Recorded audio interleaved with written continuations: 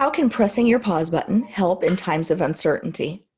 Hi, I'm Amy Waninger from Lead at Any Level, and I'm talking to you today about my workbook, Moving from Panic to Purpose. I designed this to help folks cope with changes in their careers, but it occurred to me that the COVID-19 pandemic was causing a lot of change for folks.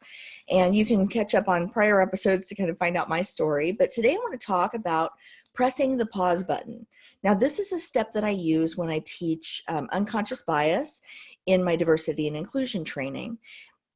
It's the third step in the process. The first is to notice your own responses. The second is to observe the responses of others. And we talked about that in some earlier episodes of Moving from Panic to Purpose. But today I want to talk about pressing your pause button. Now, your pause button is a physical space on your body, and it's right under your nose, literally. Right there. It's called the philtrum or medial cleft. And when you press your pause button, you're literally stopping yourself from responding for just a moment so that you can formulate a really good response to the situation. And what I want you to think about in those few seconds while you're pressing your pause button are, number one, which of the feelings and behaviors that you identified in episodes 2 and 3 will be helpful in adapting to the change that you're experiencing right now.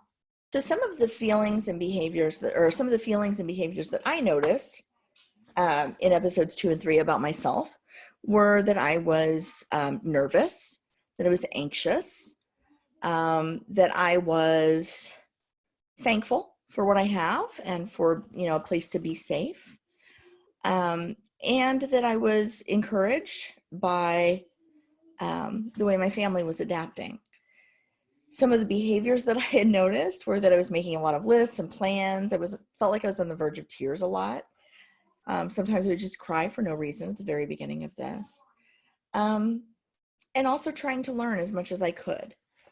So some of those behaviors would be helpful in adapting, right? Being curious, being encouraged, feeling grateful. Gratitude is always a feeling that's helpful.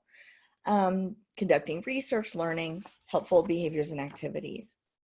The second question is, which of the feelings or behaviors you identified in episodes 2 and 3 might hurt your ability to adapt or hurt your results? So for example, one of the things I talked about was procrastination and self-sabotage. Those can be very detrimental to our ability to move forward in a time of crisis. The third question is, of the different responses you've observed from others, and we talked about this in episode 7, which seems the most productive and why? And I'll tell you that I've seen a lot of people getting really creative right now, and I'm emulating some of their creativity. I'm using some of their ideas and adapting them in my own way so that I can be more helpful to people during the pandemic and beyond. The next question is, what's the most productive response you can muster right now? Now, for me, that is to put one foot in front of the other and do the next easiest thing every step of the way. But yours may be different. Yours may be much bigger and it may be much smaller. Maybe getting out of bed is the most productive thing you can muster right now, and that's all right. What's the most productive response you'd like to work toward? And how long do you think it will take you to respond in that way? Now, this is a future, right? This is about imagining yourself in a future that is positive. And you can start to imagine that a little bit at a time right now, even if where you are right now is really scary. What's the most productive response you'd like to work toward? And how long do you think it'll take you to start moving in that direction?